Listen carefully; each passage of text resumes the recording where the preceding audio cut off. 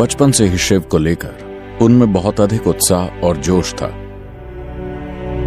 बस 25 किलोमीटर दूर एक प्रसिद्ध शिव मंदिर था और उन्हें लगता था कि शिव उन्हें बुला रहे हैं, मगर अपने जीवन पर उनका अधिकार नहीं था, इसलिए वो मंदिर तक नहीं जा पा रहे थे।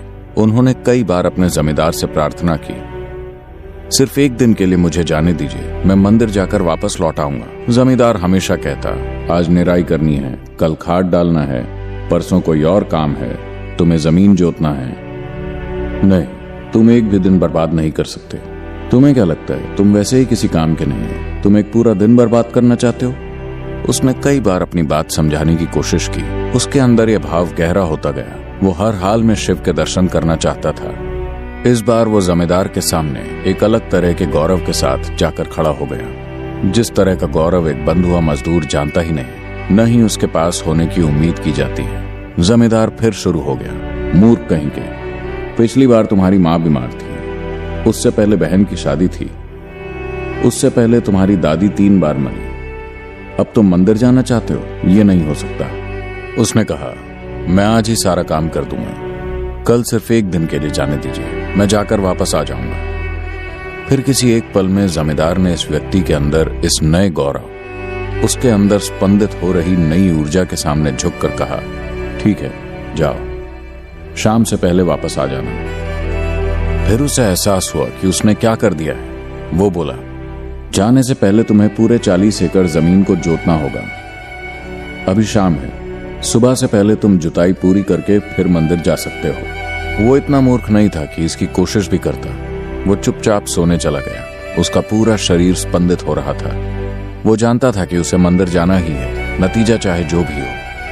एक नई ऊर्जा उसके पूरे शरीर में दौड़ रही थी। सुबह जब वो उठा तो गांव में हंगामा मचा हुआ था। क्या हो गया? सारी 40 एकड़ जमीन जुती हुई थी। उसने बाहर आकर देखा, उसे यकीन नहीं हुआ। जमींदार का मुंह खुला का खुला रह गया। जमींदार के बीवी बच्चे आकर उसके पैरों पर गिर पड़े। उस शख्स का नाम हम नहीं जानते, आमतौर पर उसे हलवाहा कहा जाता है। उसे यकीन नहीं हुआ। फिर वो जान गए। वो हमेशा सोचता था कि शिव के सामने प्रार्थना करके वो प्रकृति के नियमों को तोड़ सकता है, वो प्रकृति के नियमों को बदल सकता है, मगर मनुष्य के नियम इतने क्रूर हैं कि आप कभी उन्हें बदल नहीं सकते। मगर यहाँ मनुष्य और देवता और प्रकृति सभी के नियम टूट गए थे। अचानक लोगों ने आकर उसके हाथों में चांदी के सिक्के रखे, किसी ने उसके हाथ में भोजन रख दिया, किसी ने उसे छड़ी पकड़ा दी और कहा, ये मंदिर जा रहा है, ईश्वर ने इसे चुना है। शिव ने खुद आकर 40 एकड़ जमीन जोत दी। आनंद से भरे दिल के साथ वो मंदिर गया, मगर एक अछूत के रूप में जीवन जीने के कारण वो भूला नहीं था कि वो मंदिर की देहरी पार नहीं कर सकता।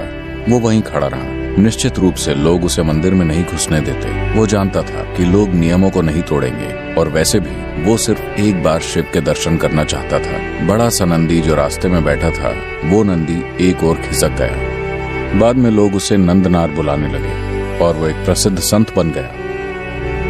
कोई उसका नाम नहीं जानता क्योंकि उसे सिर्फ हलवाहे के रूप में जाना जाता था, मगर उसका पूरा जीवन बस इसी चीज पर टिका था। आप उसे भक्त भी नहीं कह सकते, वो बस कौतूहल में था और उसने कभी कौतूहल को जाने नहीं दिया। ज्यादातर तार्किक दिमागों की ये समस्या होती है कि अगर कोई चीज आपको कौतूहल में डालती है तो आप उसकी एक मूर्खतापूर्ण व्याख्या करके उसे वहीं नष्ट कर डालते हैं। अधिकांश दिमाग कौतूहल के साथ जीने में असमर्थ होते हैं। वो आज ही उसका एक मूर्खतापूर्ण जवाब चाहते हैं और रात को सोने से पहले ही वो निष्कर्ष भी निकाल लेंगे, अरे ये ऐसा है, वो वैसा है। इस धरती के हर मूर्ख को लगता है कि वो एक वैज्ञानिक है क्योंकि उसने स्कूल में कोई पुस्तक पढ़ ली है।